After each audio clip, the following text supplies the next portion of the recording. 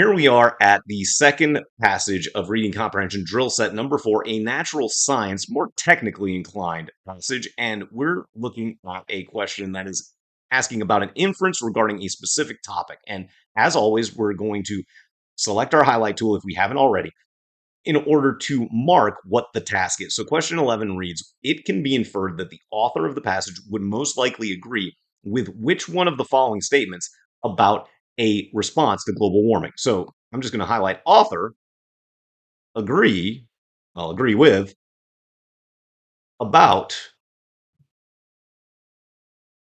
a response to global warming.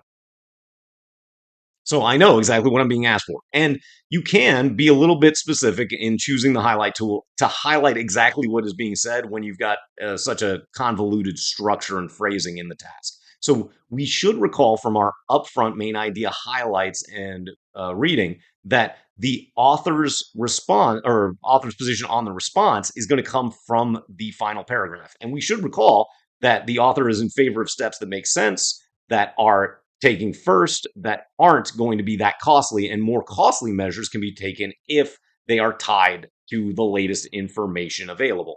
So we should have that in mind, and we can just frame up the relevant information in the paragraph as we begin evaluating the answer choices with our highlight tool once again ready to mark reasons to eliminate as we go and potentially highlight why the correct answer might match the information in the paragraph at the end of the passage. So reading choice A, the most effective measures that could be undertaken to reverse greenhouse warming are not necessarily the most costly. Well, we're not talking about the most effective and the most costly. We're talking about relative cost, more costly. So we need to pay attention to those qualifiers, and we can eliminate choice A rather immediately if we do. So then we'll just scroll on down, understanding that A is absolutely wrong.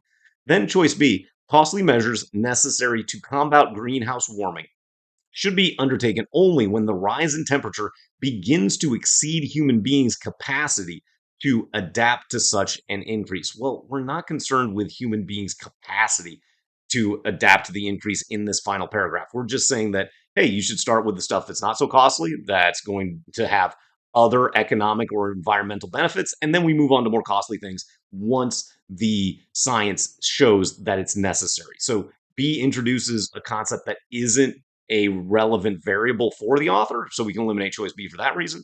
Then we scroll on down, frame up choices C, D, and E. C reads, given the current state of knowledge about greenhouse warming, less costly measures should be implemented before expensive measures are tried. Well, this seems pretty good.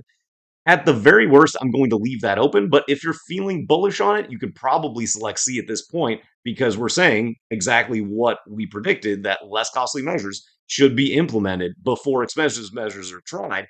And that's because the current state of knowledge is a little bit ambiguous. Now, then looking at choices D and E, primarily for the purposes of this video, scientists' uncertainty about the effect of greenhouse warming on global temperature might be resolved more quickly if a no regrets policy were embraced. Um, the scientist's uncertainty is not tied to policy at all. So that's just a comparison that's not present whatsoever in this final paragraph or really anywhere in the passage. It's just reusing a bunch of language and hoping that you remember that language and select it for the reason that it said scientists and no regrets, and you remember those terms, but definitely not matching what the author's position is.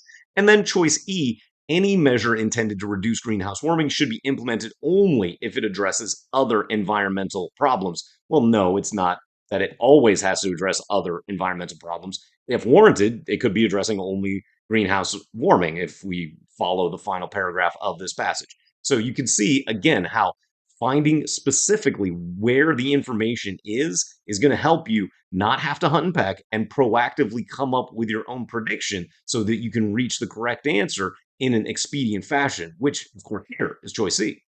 Thank you for watching this explanation video of a practice problem of reading comprehension drill set number 4 over at lawhub.lsac.org.